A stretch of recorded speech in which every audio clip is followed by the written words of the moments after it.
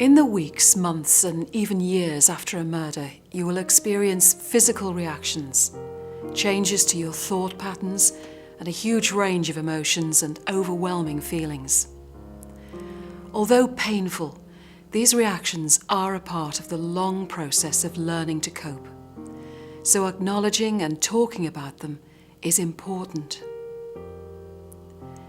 The emotional journey through grief often begins with denial, particularly when you've been bereaved through murder. People may think you are being very brave as you talk and act in a matter-of-fact, almost mechanical manner. You may enter a state of denial because the reality is so terrible and the pain of the truth so great. Very gradually, you will come to accept the known facts. The aftermath of murder can leave you with a great deal of anger. This can be directed at the offender, the police, another family member, or even yourself. Anyone who you believe, however unreasonably, could have prevented the murder.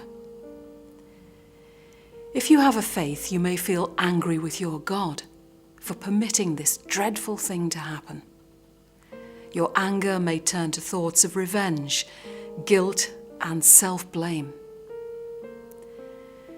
The sense of loss from the death of a loved one is overwhelming. Some describe it as waves of physical sensation, which come and go at any time, leaving them feeling exhausted. You may also feel as though you're unable to control your feelings and what happens to you.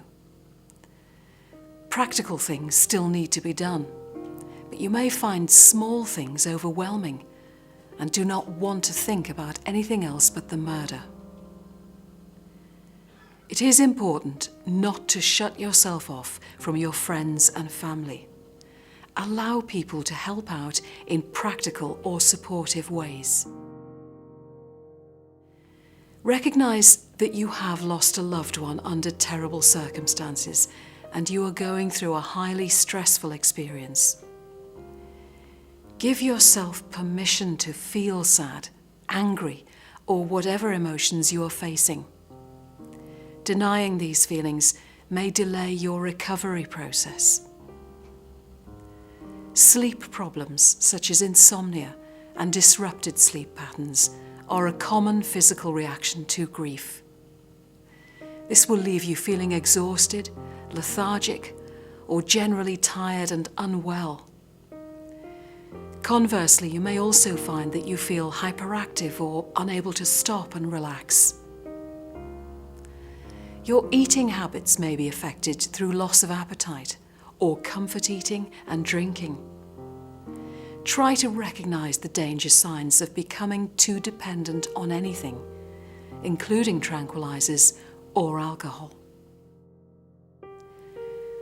Murder makes us aware of how vulnerable we really are. Your nerves may suffer, and you may react to sudden noises or movements, or just feel frightened of everything. All of this can take a toll on your health, and you may suffer from problems such as frequent colds, headaches, and general aches and pains. Many people find it difficult to think about looking after themselves in time of grief. But it is important to remember that sleeping well, eating properly, and trying to keep active will help you survive. Many of us will still have a responsibility to others, and this in turn can help us get stronger a little more quickly.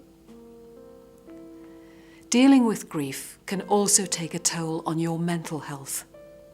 You may have difficulty concentrating, problem solving, making decisions.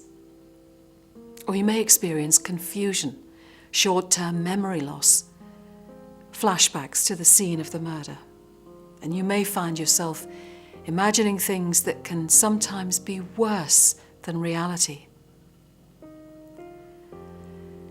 Try not to block out all thoughts of the murder.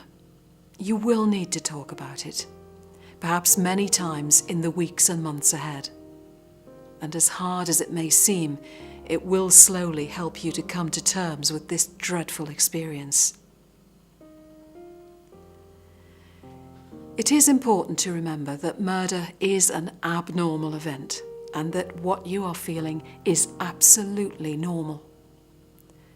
Life will never be the same again, but with time and help, it can again have some meaning and be worth living. Sam Merseyside can help you organise your thoughts and to understand some of the emotions that will be overwhelming you. Our aim and objective is to support, advise and help those affected by homicide, enabling you to rebuild your life.